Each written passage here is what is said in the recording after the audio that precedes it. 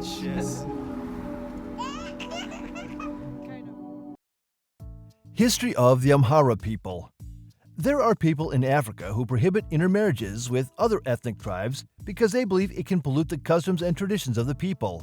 Interestingly, the Amharas disbelieve in this school of thought as they intermarried and adopted some of the Cushtic people and positioned them as one of the two largest ethnolinguistic groups of Ethiopia.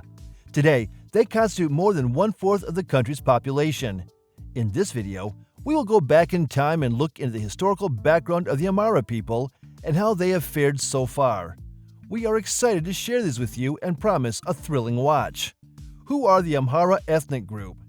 The Amhara are one of the two largest ethno-linguistic groups in Ethiopia and account for more than one-fourth of the country's population.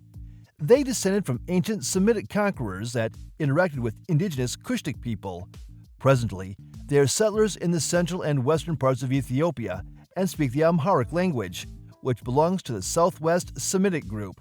This ethnic group has been a significant player in the history of Ethiopia because, before the 1990s, Amhara was the official language of Ethiopia. It has established the importance of the language. The Amharas have ruled Ethiopia for ages, and between the years 1270 and 1974, the majority of the country's rulers were people from Amhara. There was a major feud between the Amhara and other ethnic groups in Ethiopia, including the Oromo, which caused a strain between them. With rich olive and brown skin, the Amhara have very beautiful and pronounced facial features similar to the southern Arabians. They're also hardworking folks and are primarily interested in agriculture. Some of the products cultivated include wheat, maize, barley, sorghum, and teff, which is a staple of the region. Culture and traditions of the Amharas. Amhara culture is patriarchal and authoritarian, and all privileges and authority come from the male head.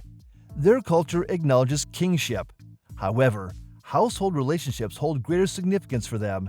Cultural, political, and economic functions are based on an individual's abilities and not on family relationships.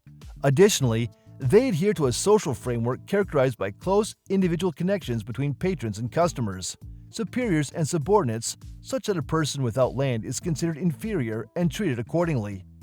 A significant aspect of the Amhara culture is its music and dance, and the eskita, a traditional dance of the people, is one of the most intriguing types of dance in Ethiopia. The Amharas are also famous for their unique traditional clothing. Gobi is a type of shawl worn by men, while habisha is worn by women as a dress.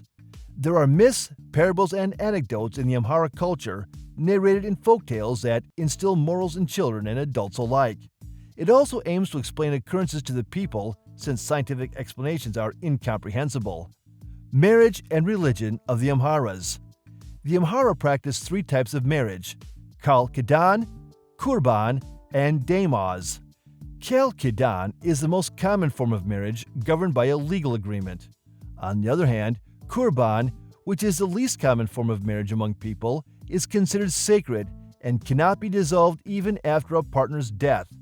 Because of the restrictions that come with it, the Amhara natives boycott this marriage, usually performed in a church. The Damuz type of marriage has the lowest status, where a woman receives payment to be a temporary wife for a brief period. Children born under this arrangement are considered legitimate, but the woman cannot have any claim to her husband's estate. This type of marriage was abolished in the 20th century, but they continue to practice it. Religion is an integral part of the people, and many festivals and ceremonies are conducted with a dose of religious rituals.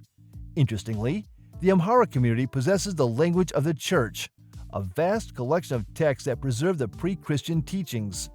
This language is known as the Ge'ez language and is used exclusively in the context of Amhara Christianity. Before we draw the curtain, we would like to mention that though the Amhara ethnic groups have been central to the social and political evolution of Ethiopia, they have been victims of ethnic violence that some have described as genocide. Regardless, their culture remains intact even amid adversity. Do you find the history of the Amhara fascinating? Please share your thoughts in the comments section to keep the discussion alive. Thank you for watching this video. Please don't forget to subscribe and turn on the notification bell.